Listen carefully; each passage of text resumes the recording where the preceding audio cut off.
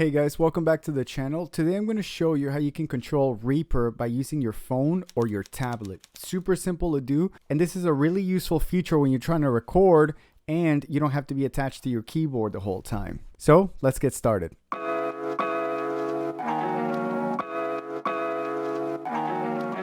Okay, so we have an empty project, and the controls that we're gonna have are very basic.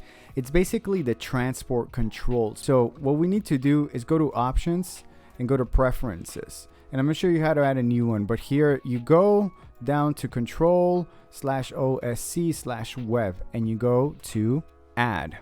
And here, control surface mode, you get this menu. And you want to go to web browser interface. Now I already added this. So what you get basically is this little menu, right? You want to make sure that this box is checked, run web server on port. Automatically is going to, I think it's going to give you this number. I don't know if it was just for me, but I wouldn't touch that.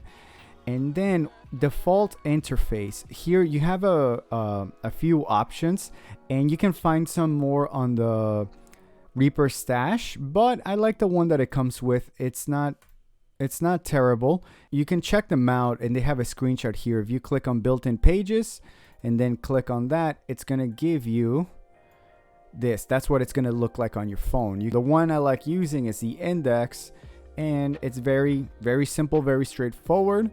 Again, go to index and select that, and then here apply settings, and then what you're gonna get is this URL. This is how you're gonna control it. You're gonna copy this, and what I did at the beginning, I just emailed it to myself so I could open it on my phone. Apply settings, click OK, and then I'm gonna show you what I'm doing from my phone. So on my phone, I open my browser, and you see this. I took the URL and I pasted it into my browser. I'm using Firefox. If you're using Chrome, if you're using Safari, it really doesn't matter. You could use whatever you want, but here you have a few basic controls. So look, it shows me the tracks. I have 2 tracks, and you can see both on my PC. That's what I had. If I add another one, then you're gonna get a third one here. If I add another one, boom, you get another one.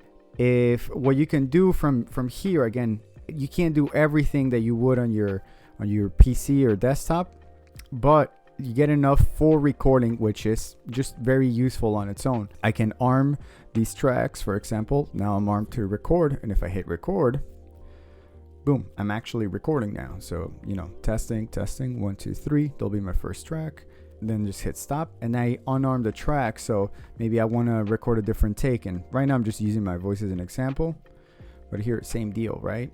And disarm that, and you can toggle the controls here. If you wanted to go in a loop, you can do that, or you can navigate here by pressing these controls left and right, and you can move between clips. And something else that you can do is that if you click on the left hand side of the track, for example, I'm going to select one and just click on the left, you get a little bit here. You get faders that are going to control the volume. You see the mixer on my desktop. You can control that, right? From bottom in and out. You can click to solo the track. You can mute the track. Again, you can arm it. And then to return, you just hit X and you're back to normal. If you go on the master track, you have the option here of selecting the metronome. So when you hit play next time, so now I have the click track. And that's it, guys. It's a very brief tutorial today, but it's a very neat feature. It's very useful if you're trying to record like a bass or a guitar, vocals, drums, and you need to be away from the interface just to get the right takes in rather than being attached to your keyboard going back and forth. If you have any questions, please leave those in the comment section. Any requests, I'd love to hear from you. Don't forget to like and subscribe, and I'll catch you on the next one.